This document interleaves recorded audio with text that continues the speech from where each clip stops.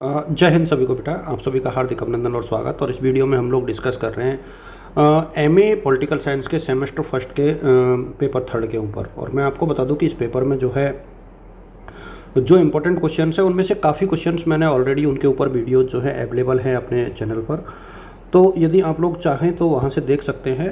एक चीज़ मैं आपको बता दूं कि देखिए होम असाइनमेंट इस बार जो है प्राइवेट बच्चों के नहीं जमा होंगे, सिर्फ रेगुलर के मिड टर्म टेस्ट होंगे। पेपर का pattern you know it very well, जहाँ 2-2 नंबर के 10 क्वेश्चन आपको करने हैं और 5 क्वेश्चन आपको जो है 16-16 नंबर के करने हैं।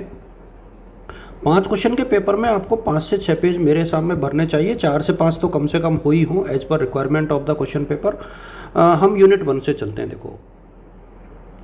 देखिए theories of the international politics, approach and study of the international politics as a struggle of power. यहाँ पर देखिए कॉन्सेप्ट ऑफ नेशनल पावर, पहला क्वेश्चन तो आप लोग ये देखिए कि जो राष्ट्रीय शक्ति है उसकी अवधारणा क्या है और उसका सार क्या है और इसके एलिमेंट्स यानी तत्व कौन कौन से होते हैं। तो पहला क्वेश्चन तो ये क्वेश्चन आपके लिए एग्जाम के हिसाब से इम्पोर्टेंट है।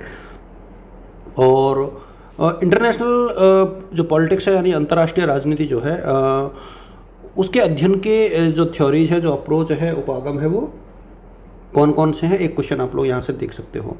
यदि हम लोग बात करें यूनिट सेकंड की, तो instrument for promotion of national interest, राष्ट्रीय हित जो है वो क्या है और उसके कौन कौन से एक प्रकार से हथियार हो सकते हैं, इंस्ट्रूमेंट हो सकते हैं, सोर्स हो सकते हैं। तो मेरे सामने देखिए डिप्लोमेसी है, प्रोपोगेंडा है, पॉलिटिकल वेलफेयर है, ये सारी चीज़ें जो है ना उसमें आती हैं। तो इसको यदि आप देखोगे तो ये आपको देखना है कि राष्ट्रीय हित को प्रमोशन करने में किस प्रकार से डिप्लोमेसी और इकोनॉमिक इंस्ट्रूमेंट जो है वो काम करते हैं। Economic instrument of national policy ये कैसे काम करते हैं, ये आप लोग देखिएगा। इसके बाद जो है नियो कॉलोनिज्म यानी नव उपनिवेशवाद से आप लोग क्या समझते हैं और युद्ध को जो है आजकल नेशनल पॉलिसी का हिस्सा किस प्रकार से बनाया गया है। जैसे रूस ने बना लिया है, अमेरिका ने बनाया है काफ़ी बार, तो ये किस प्रकार से जो है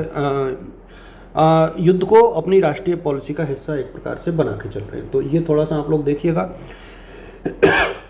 दूसरा जो थर्ड यूनिट से आप देखोगे तो राष्ट्रीय शक्ति की जो है कौन कौन सी लिमिटेशंस हैं या सीमाएं हैं वो कौन कौन सी हैं। इसमें देखो collective security and Pacific settlement of international disputes, ये बहुत इंपॉर्टेंट है कि जो सामूहिक सुरक्षा है प्रशांत अंतर्राष्ट्रीय डिस्प्यूट जो है, अंतर्राष्ट्रीय विवाद है, उनको कैसे आप लोग यहाँ पर कंसीडर करोगे। कलेक्टिव सिक्योरिटी यानी सामूहिक सुरक्षा की बात हो रही है।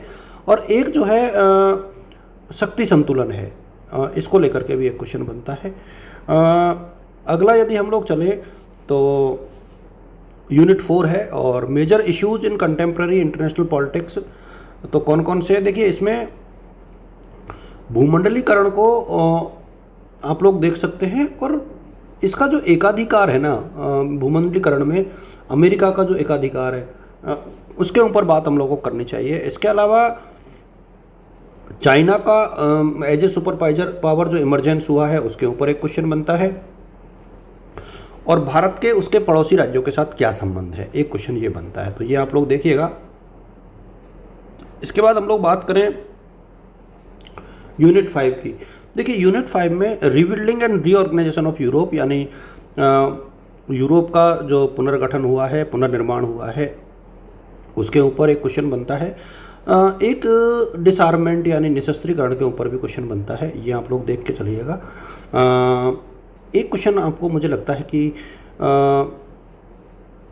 इन्वायरमेंटल इश्यूज से रिलेटेड भी पूछा जा सकता है। पहला क्वेश्चन यहाँ से ज़्यादा इम्पोर्टेंट है। इसके अलावा नॉर्थ न्यू ये NIEO जो है new international economic organization order जो है, नॉर्थ साउथ डायलॉग और साउथ साउथ डायलॉग, यहाँ से एक क्वेश्चन जरूर आएगा। NIEO और साउथ साउथ डायलॉग, यहाँ से एक क्वेश्चन एग्जाम के हिसाब से ज़रूर बनता है। तो ये थोड़ा सा आप लोग सीरियसली देखिएगा, यहाँ से आपको ज़रूर हेल्प मिलेगी। आप सभी को शुभकामनाएं, ऑल द बेस्ट और good luck. Thank you so much.